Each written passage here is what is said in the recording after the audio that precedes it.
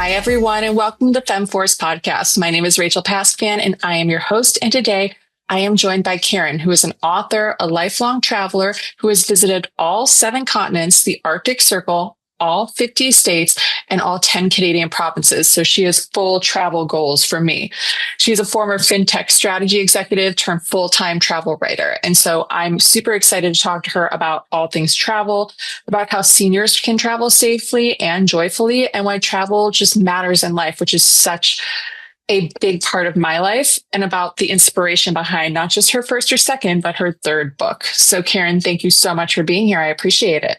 And I'm delighted to be here with you. I'm always happy to get people enthusiastic about traveling. So tell the listeners just a little bit about your background and like what you've done. I mean, I mentioned about being in fintech and turning traveler, but just, about a little bit about your bio. Well, I always say that I've had one of the stranger careers of anyone I know. I've had 4 careers now. The first one, I actually have a bachelor's and a master's of fine arts in ceramics. Which you're like, that's a degree. And I love that because look what you've done with it.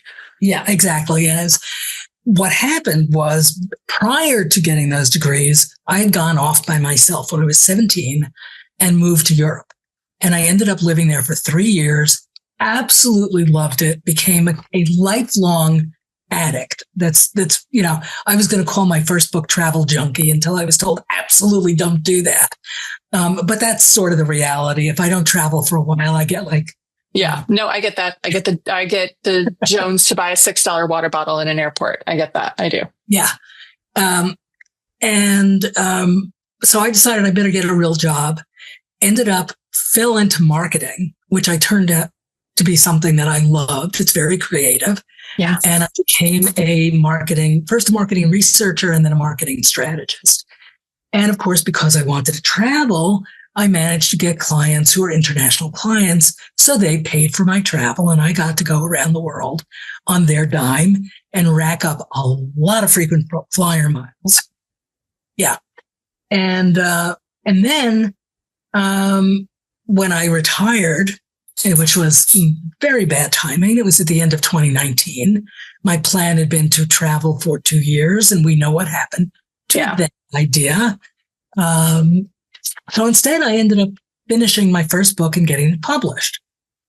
And since then, my career as a travel writer has taken off in ways that I never anticipated, genuinely never anticipated. That's amazing. Yeah, I had 2 books published, was contacted by a lot of places to write articles. I now write regularly for Journeywoman and Perceptive Travel and Go World and a bunch of other travel publications. And have been on, teaching classes about travel. So my world is now travel all the time, basically. My dream. Yeah, even when I'm home, I'm doing something about it. So. No, I love that. Yeah. So 4th career. You're lucky to just have 1, let alone 4 amazing careers that's led you to this. And what led you to leave your partnership from, consulting and go out on your own? Well, I had been with a couple of small companies and then with some very large corporations like American Express. And then I was invited to become a partner in a marketing consulting firm, which was great. And I learned about how to become a consultant. And then my partners and I had a somewhat differing set of opinions about what we wanted. They were looking for money and I was looking for time. And they were not terribly compatible. I said then, and I still mean it, I wanted 10 weeks vacation a year, which is very hard to do, but I was determined that I was going to do it. And so I left the partnership when I was 40. Went out on my own, and in fact have taken 10 weeks vacation. Good for you, Karen. Including taking for my 50th birthday, I took an entire year off. And I traveled around the US and Canada in a car, drove around mostly by myself, but friends came and met me, drove around with me. And I got to all the really oddball places that you never get to because they're just too hard to get to. I'm a great lover of the Spielberg movie, Close Encounters of the Third Kind. Okay. And I wanted to go see the mountain that they climb. I was determined to go see. Well, there's a reason that they use that in the movie. It's in the middle of nowhere. You have to really want to go. You gotta really want to. Yeah, you gotta really, really. That's a desire. Oh, yes, you do. But I got there, and a bunch of other places that had kind of been on my hit list for a very long time. And we're about to have my dog come up. Totally fine. Say hi, buddy. Come on, say hello to everybody. Face this way. Show the pretty face. There you go. Okay. Anyhow, so that was, so I've been traveling pretty nonstop, except during COVID. And even then, I was figuring out ways to travel. Yeah. I live in New York City. There's always things to see in and around the city. And, one of the things I decided to do was to see Manhattan from every conceivable viewpoint that I could. Oh, that's so cool. And so, a tourist in your own town. Yeah, exactly. And there's so many things that you can do. It's one of my big pieces of advice for everyone is go explore where you live. There are interesting things everywhere. Draw, get a map. There still are maps, and draw a circle that's 50 miles or 100 miles. That's an easy drive, and pick a spot you've never been to and just wander around, and you'll be amazed at what you'll discover. I can only imagine.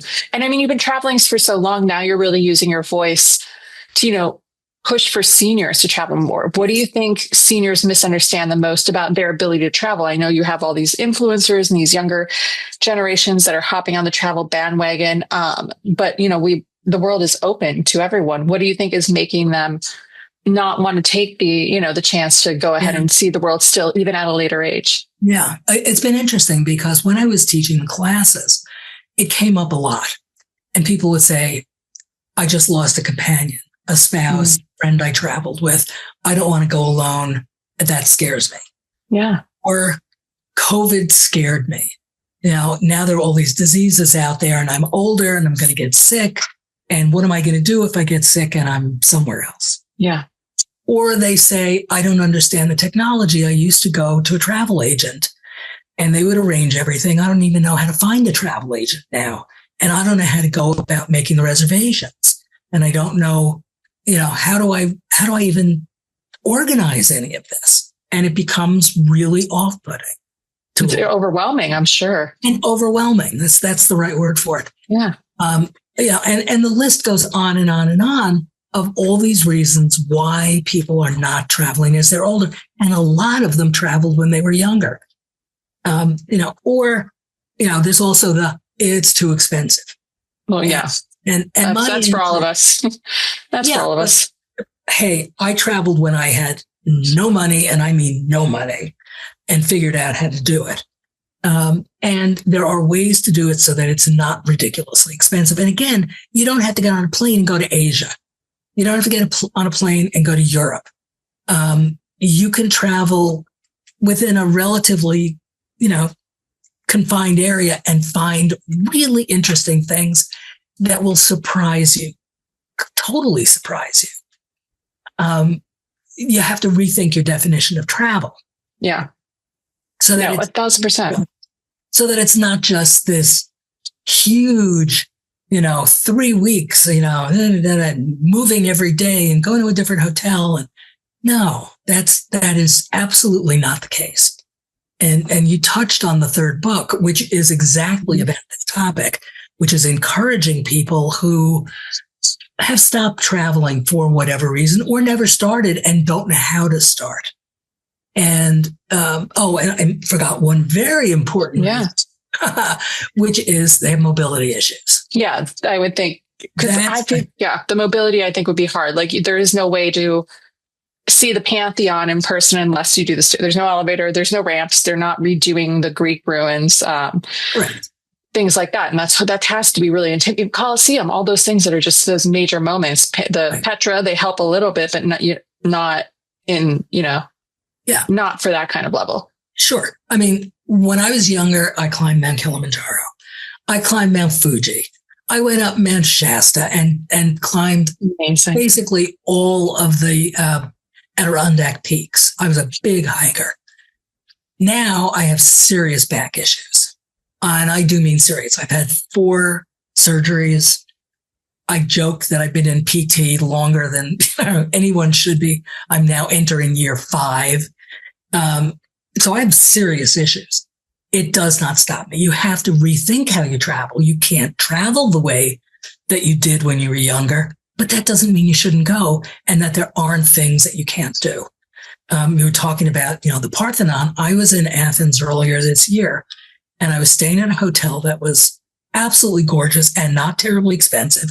And they had a rooftop bar. And I sat up there and had drinks with the Parthenon lit up. It was magnificent. No, I couldn't climb up there. There's not a chance I could do that. But that doesn't mean I couldn't see it. Yeah. And I can There's different ways. No, yeah, 1,000 times. The Archaeological Museum is insane. Fantastic. Absolutely fantastic. There's many, many things you can do, and you have to do it at a pace that is doable for you, and not try and do everything. Again, there's all these misconceptions of what travel means, and it's rethinking it in a way that makes it fun and comfortable and doable, as opposed to what everybody thinks you should be doing. And I want to touch on, you talked about how a lot of people, especially when they're older, like if a companion dies, they're like, I don't want to go alone, which I think is something that's so different for like my generation and even the younger generations, because I'm one of the first and only like within my friend group where people are like, wow, you just like go, like you go. And I'm like, well, yeah, I'm not waiting around for someone, specifically a man, to like make a plan. If I did that, I'm 39 and single. I would have seen nothing in this world if I was waiting around for somebody to go and do it with me. I want to go and watch the sunrise on Angkor Wat. I'm going to go to Cambodia and watch the sunrise on Angkor Wat. It's a personality thing, but I also think like I've had the resources to be able to figure out how to do it on my own and how to thrive in doing it on my own. It's also now that we have all of these amazing bespoke different products that are coming out, from women's travel groups to like the solo travel books and things like that, and the bloggers and everything that make it so much easier and hands-on. But I think if I had a partner or like a companion that I've been traveling with my whole life, if I got to that point, I don't know if I would want to either, because that'd be such a comfortability level of me being like that. I've never done this alone, and especially at a later age. Yeah, it's. I think it's off-putting to a lot of people, but I also think that once they do it, if they get convinced to do it once, they're hooked. Oh, 1,000%. And so it's how do you get someone to go the first time? And I have to laugh because, I was a marketing person and I thought, okay, well, this next book, when it comes out, it's going to be sold to the older generation. I don't think so. I don't think that the buyers are going to be, I think it's going to be the kids of the older generation who are saying, come on, mom, come on, dad, come on, auntie or uncle, you need to get out there. Because people who I talk to who are, younger are saying, oh yeah, I have to buy this. This is going to be, I got to give it to so-and-so because I want them to go. They're going to have a great time if they can get past these barriers of the fear of it, of going alone, of it's not going to be like, when I traveled and I was 40. No, it is. No, right. It's a total different, but what a way to see something. Like I go back, the first time I ever went abroad, I was 16. And yes, there are memories that I will take back and like everything, but I was also 16. So just from like the trinkets that I bought comparative to, like the restaurants I ate at. I remember going in Venice and I was walking over the bridge with all the jewelry stores. And I literally was like, one day I'm going to come back here because I could barely afford a gelato right now. I was 16 years old. My parents gave me $1,000 for 3 weeks and was like, all right, figure it out. Like that was, which was a lot of money then, but still. Right. And like, I was coming back with Tower of London bears and, I don't even know if I have them, but just like random trinkets. And, then I got to go back and like do it my way, like eat at the restaurants I want to eat at and be able to pay for things I want to pay for. But just even the things I paid attention to when I was like in Paris, I wasn't paying attention to things that maybe like just the people watching and doing that and having the time and like appreciating that kind of lifestyle, like it changes as I get older and every time I visit somewhere. Absolutely. I mean, and I find some of the most fun I have is sitting at a cafe, people walking and starting conversations with people. 1,000%. I love it. And here's a tip. If you're in a country where you don't speak the language, but you want to really get to know people, bring a book, not a Kindle, but a book that has a title that is clearly English and start reading it. And hold it like this so that people can see it's an English book. And people will come over to you because they want to practice English. Mm-hmm. And especially do it on a college campus. I have had more conversations with people just doing that. I love that. And it's great. You know, people really do respond. And particularly if you are in an exotic place, there people desperately want to practice English. And so if they see you're a native English speaker, you'll have more company than you know what to do with. No, and I love that. And I mean, speaking of books, you are publishing a third, but you've published two others, Travel Mania and Wanderlust, which was the winner of the IBPA Silver Medal for Travel Narrative. So props there. And you have your upcoming book, which is a practical guide that's focused on how and why the seniors are going to travel. So what has inspired the move from, travel storytelling to writing a senior focused travel guide, just because of things we've talked about and you wanting to give them guides and hopes? And when I was, teaching these classes, it was making me crazy that people were so scared. And I thought, I've got to help. I know how to do this. I have lots of practical advice, and some of it's fun, like sit there and book, or if you're traveling on your own and you want to meet people, you can look online and find restaurants that have communal tables all over the world. Mm-hmm. So you find a restaurant that has a communal table and you sit down and you start talking with people. And you know what? If they didn't want to talk with someone, they wouldn't be sitting at that table. Yeah. And again, I've gotten into more conversations with people just, doing simple things. It's taking the pain and the fear out of it. And I was, just to give you an example, and I've had many of these. I live in the city, and I went to a performance and a concert. And in the middle of the concert, during intermission, these two women come up, and there were two empty seats in front of me. Can we come sit there? Sure. Nobody's sitting there. Absolutely. And the woman looks at me kind of quizzically. She goes, "Are you Karen?" Yeah. I have no idea who she is. Not a clue. Well, she's been following me online. I love that. And said, "I have to tell you, I've been following you for years, and I've always wanted to go to Japan, and I was scared to do it, but you finally convinced me I should do it. I love that. I just booked a trip to Japan." I was so excited. And I love that. Yeah. And I've had that happen multiple times where somebody who I don't know said, "Oh, I've been following you," and then they booked a trip somewhere.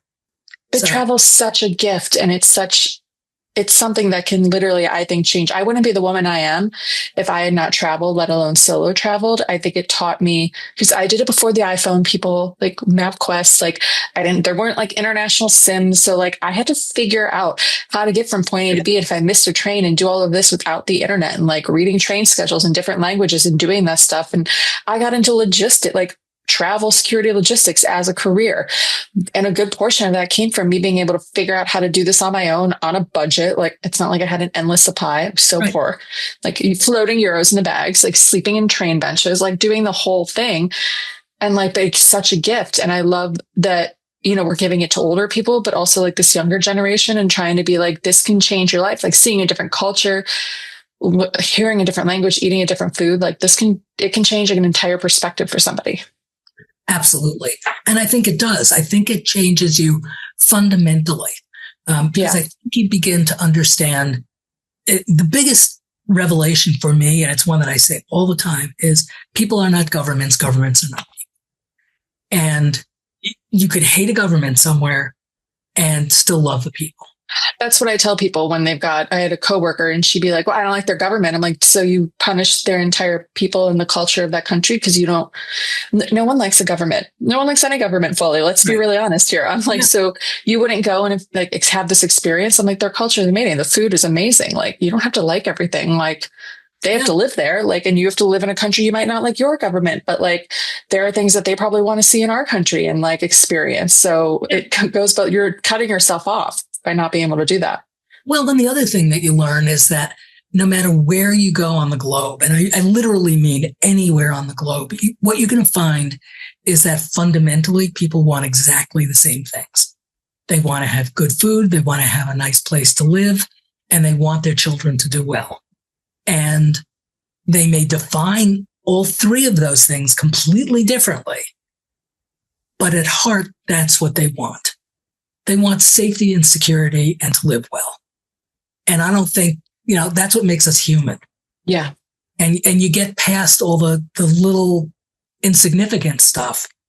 And underneath, everybody's pretty much the same. And I always joke that the one time that I had something stolen from me, now I've taken hundreds, if not thousands of trips at this point, was in Japan, which everybody thinks is the same. Which is very safe. Yeah. Everywhere. I had my wallet stolen. And, never anywhere else. So I said, it can happen anywhere, anytime. Yeah. And it will happen at some point, and some bad things will happen, and you'll be surprised. You got to go with the punches. Yeah. But, it's travel is truly life. It's life affirming. It gets you interested, and if you're just older, but being exposed to new things keeps your brain really active. 1,000%. If someone hasn't traveled in years, what's the first small step that you recommend them taking? Well, that was the thing I said about, go somewhere that's close to where you live. Find a hotel, book the hotel, find out what's in the area, and just explore that area. And I can virtually guarantee you will discover things that you did not know about. Virtually guarantee it. Do a little bit of online searching, and now that we've got AI, Yeah, making it a lot easier. It makes it a whole lot easier. I want to go making something up to Schenectady. I don't know that I've ever been in Schenectady. I've never been either. So put it on the list. Right. So go to Schenectady. What are some interesting things that are around Schenectady? I could drive there in a few hours, wouldn't be a big deal. And it would be a whole new experience. Yeah. I mean, I love that idea of just being able to get up and go. And I mean, after you've traveled so extensively, what makes a place memorable for you now? Because you've been to so many places, what helps differentiate? People and the food. Mm. People and the food. I love taking cooking classes. I do that. I love that. Yep. I love those. Take cooking classes, go on market tours. Oh, so that's the other thing. And this is a really good tip for people. People think that because someone else has loved a place, that's where they should go. No. And I always go, no. What you need to do is think about what are the things that are really interesting and fun for you. Do you love the movies? Find out where there are sets that you can go to or locations that movies were at. Do you love sports? Go and find some sport that you've never seen before. Go to a cricket match, go to a rugby match, go to something that's, go to curling, whatever it is. And just explore and do something because you know that there will be other people around who are also interested in the same thing. If you love music, go to find music festivals. Find the things that you love and plan the trip around that. I love that. As opposed to going the other way, which is I want to go there and then I'll figure out what to do. So it's kind of a reverse way of thinking about it. No, I love that. And I mean, for people that are traveling that are seniors or, getting to that stage, what's one myth about seniors traveling that you love proving wrong? Well, the first thing is that you're going to be seen as incapable. and you're going to be totally ignored, and you're going to be invisible, essentially. And that has not been my experience. And the other thing is people are afraid to ask for help. Yeah. And years ago, I discovered, and I'm going to give them credit. I always do. Thank you, Delta Airlines. I was walking through the Delta terminal at Kennedy, which is enormous. And I swear my gate was the very last one. Of course. Always. It would be. And I got about halfway there, and I told you I have a bad back. And I was in agony. And I leaned up against a pole. And a Delta employee came up to me and said, "Are you okay?" And for the first time, I admitted to someone, "No, I'm really not." She said, "Let me get you a wheelchair." And I thought, I can't take a wheelchair. Oh my God, that's admitting defeat here. Yeah. I now take wheelchairs in every single airport I go to because I don't want to waste my energy getting to the gate or getting from the gate out to wherever transportation I need. I'm going to use that energy at the destination. And there's no point in not doing it. And no one looks at you like strangely. No, because you deserve it. I think the wheelchair issues for a lot of people is when you literally see people who don't need them. There was a family in the last flight I was going to, where I was flying to Paris, and it was a teenager, and her dad's like, "Oh no, she can't walk." I'm like, "She was just running down to grab McDonald's 2 seconds ago. What do you mean? How about you reserve it for people who are older or need this?" I was like, "So you guys could get on the plane first and go to the very back of economy. What did that do for you?" That's when I get annoyed. I'm like, "You didn't need that. This is a privilege that somebody else needs, or they might not have enough, or now others are going to have to wait because it was such a pain for them." I'm like, that bugs me. I'm like, other people want to travel. We're trying to make it easier for them. Well, people are going to be people. Right. But once you get over some of that, the truth is, if you put yourself out there a little bit, now I am something of an extrovert, I'll admit that, but you don't have to be an extrovert.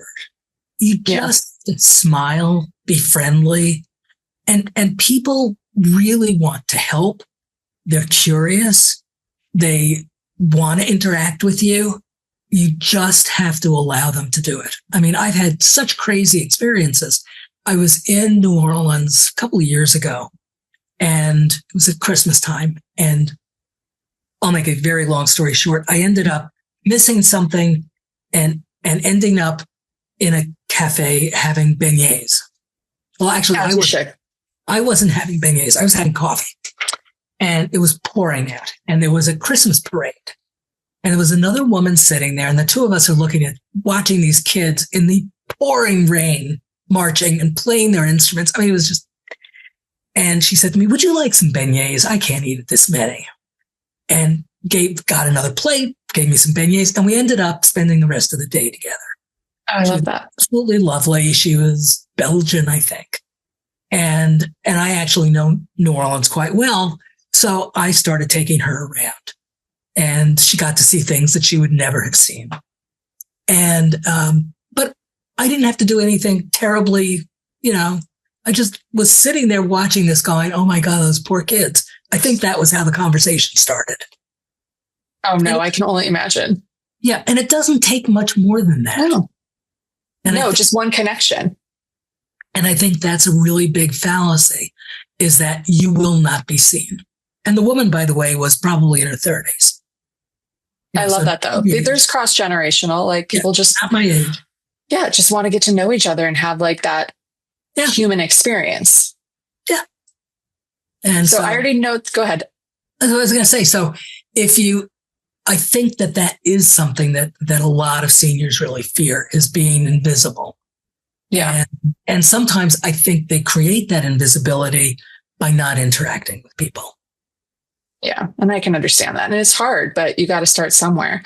And I know the answer to this question because I asked you it already in our pre-interview, but what is your favorite destination? Wherever I'm going next. And where is that going to be? Do you have a trip planned that's upcoming? Of course I do. I have the rest of the year planned out, basically. Oh, perfect. Well, the next trip is to Medellin, Colombia.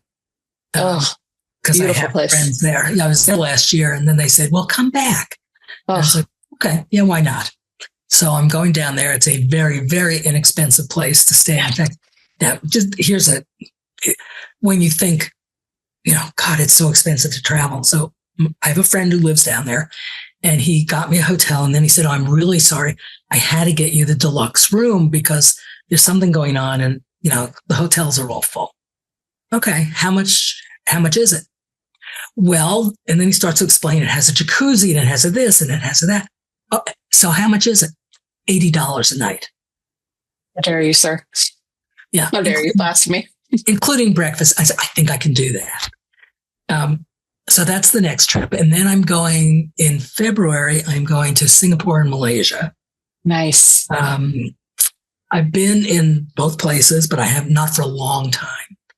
And so, and I haven't been north in Malaysia. I've been to Borneo and I've been to the south of Malaysia and beaches, but not north. So I want to go up. I mean, it's a beautiful country. Watch out for the monkeys. That's always my best advice. Yeah. Watch out for the monkeys, guys. So you have big ones on the docket. Do you have anything domestic that you're really excited about? And I know you've been to 50 states, but. Yep. I am going to a museum that I have wanted to see for a long time in Sheboygan, which surprises me. Okay. And what museum is in Sheboygan? It is the Kohler Foundation, like toilets and sinks. Yeah. They are one of the biggest collectors and preservationists of outsider art, folk art. Okay. And for years and years and years, they were collecting all of this stuff, but never exhibited it. They would lend it to other institutions, and they opened a museum a few years ago, and it is supposed to be spectacular. And I collect that kind of art. So I'm going to go there, and then That's amazing. Yep. I'm going to go down and visit friends in Minneapolis. Plus, I love Minneapolis.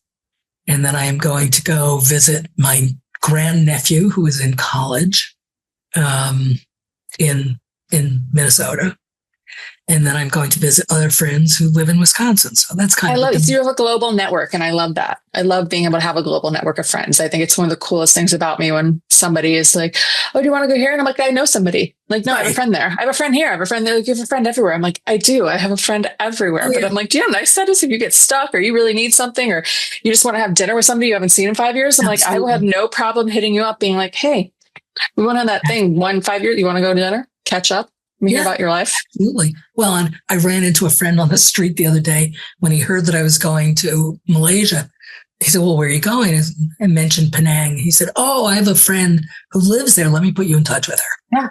And she immediately wrote back and gave me a long list of things I had to do and said, let's I love that. Yeah. So. Yes, but that's how you make like these amazing connections that you wouldn't otherwise. And I think that's so special. Yep. And so, but then the next domestic trip after that one is to Marfa, Texas. Okay. Yep. And that's another one that most people don't know about. And Marfa is this in the middle of nowhere, basically. But it's an art town. Mm-hmm. And I can't wait to go there. And then I went on my favorite ChatGPT, said I want to do a road trip in and around Marfa. What else should I see? I like quirky things and got a great itinerary for a week. I love that. It's so convenient too. And how and you're probably going to see things you never would have even known about. And Absolutely. How special is that? Yeah. Yeah. So, and then I go to Berlin. I told you I have the next. Yeah. I love it. You sound like me. I'm telling everybody, I'm like, once I know where I'm going to be working in 2026 and where I'm going to have to move to, then I will be saying yes to things. Until then, I'm not saying, I just can't, guys. I have no idea what airports I'm flying out of. I have no idea what's going on. So until I'm employed, then I will start. Once I'm employed, we're game. It's game on. I will be like, yes, I can go. No, I can't. Let's do it. I'm free this weekend. Like, book it up. Let's do our thing. You bet. Right. So as we wrap up, there's one final question I like to ask all of my guests. But if you could give one piece of advice to your 16-year-old self, what would that be? Trust your instincts. They're surprisingly good. I love that. It's a good reminder. Yeah. Yeah. Which is not to say I haven't made mistakes. Oh, no. But fun mistakes also. Yeah, but my instincts are pretty good. So I love that. That's amazing. And I'm not sure I trusted them when I was that young. Oh, probably. I mean, yeah, that's why I love to ask the question, because I meet with so many like accomplished, amazing women who do all these things. And I'm like, yeah, but what were you like completely different? Like you might not have had the confidence to come on a podcast or be doing these things or to think that you could have traveled all of this way. Like it's just such an interesting question for me to ask, because I'm doing the whole interview and learning all about you in this powerhouse that you are. But I'm like, but what about when you were 16? Like we were different. Yeah, we're different women. Totally. It's remarkable to see where we are now. And I love that.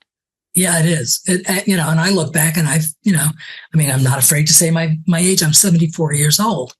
And, I look back at things that I've done. And if somebody had told me this when I was 16, that this would have been my life, I would have believed it.